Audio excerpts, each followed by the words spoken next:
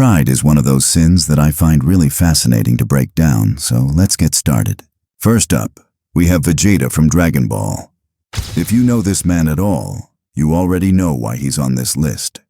Vegeta's pride is rooted almost entirely in his royal bloodline. He is the Prince of all Saiyans.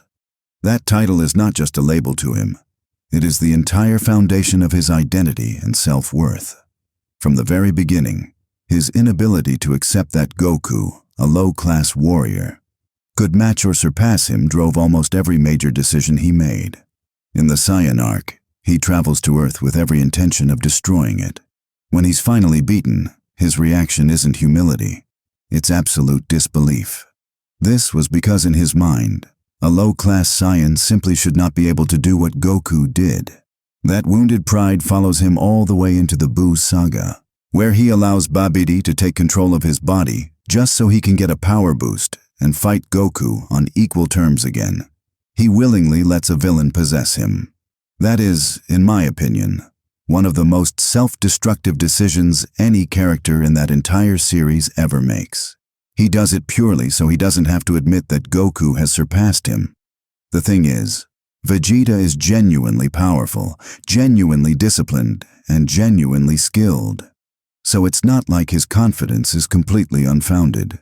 But the pride he has attached to his bloodline becomes a cage. It keeps him from growing as a person for a huge chunk of the series. His arc is long and it's messy, but the turning point is always when he finally chooses something other than his own ego. That tension is what makes him one of the most compelling characters in anime. I think a lot of people who grew up watching Dragon Ball would probably put him at number 1 on a list like this without even thinking twice. Moving on, we have Homelander from The Boys. This is a very different brand of pride from Vegeta's. Homelander doesn't just want to be respected. He needs to be loved. Those are two entirely different things. What makes Homelander's pride so unsettling is that it isn't built on a foundation of genuine achievement the same way Vegeta's is. His entire sense of self was constructed by a corporation. He was raised in a lab, never had a childhood, never had a parent who actually cared about him. Vought shaped him into a symbol. So when people start to see through that symbol, even slightly, he doesn't get angry in a straightforward way. He unravels. There's a moment in Season 2 where he's standing on a rooftop and he uses his heat vision just because he's frustrated. You can see in his face that he's terrified of himself. That, to me, is the scariest version of pride, where your ego is so fragile that any crack in it sends the whole thing into chaos. And then Season 3 takes it even further. This was because he finds out that people aren't afraid of him the way he thought they were. Instead of doing what a secure person would do, he starts leaning into being the villain, publicly. This was because at least being feared is still a form of being noticed. He would genuinely rather have the world hate him openly than be ignored. You know a person has gone to a dark place when their biggest fear isn't defeat, it's irrelevance. His pride is really just a mask for one of the deepest insecurities I've seen in a fictional character. The Boys does a really great job of making you almost feel bad for him before reminding you of everything he's done. For our next character, I want to talk about Tony Stark. This was because his version of pride is probably the one most people in real life can actually relate to on some level, even if they wouldn't admit it. Tony's core belief is that he is the smartest person in the room, that therefore the responsibility for fixing every problem ultimately falls on him. And look, he's not entirely wrong. The man is a genius. He has saved the world more times than most people can count. But that same belief is what leads him to build Ultron in Age of Ultron. This was because he decided unilaterally, without consulting anyone, that he could create a peacekeeping AI and it would just work out fine. He didn't ask. He didn't consult. He acted on his own judgment because, in his mind, who else could possibly handle it? That decision almost ends humanity. And then in Civil War, his push for the Sokovia Accords is very clearly tied to guilt, but also to this deep-seated need to control the narrative around himself and the Avengers. He doesn't want accountability. He wants to be the one who decided to be accountable. That is a subtle but very real distinction. Tony's pride shows up most clearly in the moments when he refuses to share the stage or share the decision-making. Almost every major mistake he makes in the MCU traces back to that exact instinct. His line in Age of Ultron, where he essentially says he'd rather the team be safe under his watch than free to make their own calls, is very telling. He frames it as protection, but it's really about control.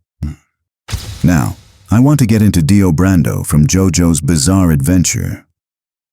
This was because this man is a very different case entirely. Dio's pride isn't just about power. It's about the fundamental belief that he is superior to every other human being on the planet, and that the world exists as a stage for his greatness. He grew up in poverty with an abusive father. From an early age, he decided that he would climb above every person who ever looked down on him, no matter what it cost. By the time he becomes a vampire, and then eventually achieves his stand ability in Part 3, his ego has had a century to marinate. It has only gotten worse. What I find fascinating about Dio is that his pride is almost theatrical. He doesn't just want to win. He wants you to know that he won and that you never had a chance. The iconic moment where he stops time and walks toward Jonathan Joestar's descendants with complete calm, as if the whole fight is already beneath him, is a perfect example of how he performs his own superiority. But that same theatrical confidence is what ultimately trips him up. This was because he delays the finishing blow on multiple occasions just to make a point. That arrogance gives Jotaro the time he needs to turn the fight around. His defeat isn't a close call that could have gone either way. It happens because Dio was so certain of his own invincibility that he couldn't imagine a scenario where he might actually lose. Let me also talk about Lord Farquaad from Shrek. This was because I think people sometimes underestimate how sharp of a character he actually is as a study in pride. Farquaad is obsessed with legitimacy. He rules Duloc, but he can't be king without marrying a princess. Rather than take any personal risk to go get one, he sends Shrek to do it for him. His pride won't let him admit he's scared, but it also won't let him actually put himself in danger. That combination of ego and cowardice is something I find genuinely interesting because it shows up a lot in real-world versions of this personality type. He also banishes all the fairy tale creatures to the swamp, not because they've done anything wrong, but because their existence makes his world look messy, and he can't stand anything that reflects poorly on his image. For a character who only appears in one movie and is largely played for comedy, Farquaad is actually a very well-constructed portrait of a small man with a massive need to compensate. The dragon eating him at the end is played as a joke, but if you think about it, it's a direct consequence of his pride. He gets what he wants, Fiona, then loses everything because he refused to accept that she wasn't exactly what he had imagined. Syndrome from The Incredibles is another one who fits this list perfectly. His story is honestly one of the more tragic ones when you look at it closely.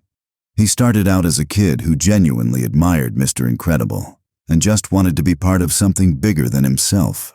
When Bob Parr rejected him and dismissed him as a nuisance, it didn't just hurt Syndrome's feelings. It rewired his entire sense of purpose. From that point on, his life became dedicated to proving that supers aren't special, that anyone can be super if they have the right technology. That sounds democratic on the surface, but is really just a very elaborate revenge fantasy, dressed up as ideology. What he actually wants is for Mr. Incredible to witness his downfall and know that a regular kid outsmarted him. That's the pride talking. He doesn't actually care about giving the world superpower technology. The scene where he says if everyone is super, then no one will be, makes that very clear. He wants to take the thing that made Bob special and devalue it. This was because that's the only way his pride can reconcile the rejection he experienced as a child. His death, which happens because his cape gets caught in a jet engine, is framed as almost absurd. I think that's intentional. This was because for all his genius and all his planning, he's ultimately undone by something trivial. That is a fitting end for someone whose entire life was built around a grudge. Finally, we have Light Yagami from Death Note. In my opinion, he is the most complete example of pride taken to its absolute extreme on this entire list. Light doesn't just think he's better than other people. He becomes so convinced of his own moral authority that he redefines the concept of justice around himself. The moment he picks up the Death Note is the moment he decides that he has been chosen to clean up the world. From there, every single decision he makes is filtered through that belief.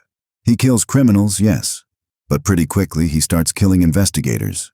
Then, anyone who gets in his way. By the end of the series, he's killing people to protect his identity, rather than to serve any greater ideal. The pride is visible in the way he operates too. He constructs these impossibly elaborate plans, not just because he needs to, but because he enjoys demonstrating how far ahead of everyone else he is. His confrontations with L are genuinely thrilling to watch. But underneath all the tactical brilliance is a person who can't tolerate the idea that someone might be smarter than him or might catch him. When L finally gets close, Light doesn't step back and reassess.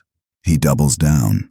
And when the series ends and his plan collapses, he's completely bewildered. This was because he had genuinely stopped being able to imagine a world in which Kira could lose. That's the terrifying thing about his version of pride. It doesn't feel like arrogance from the inside. It feels like clarity.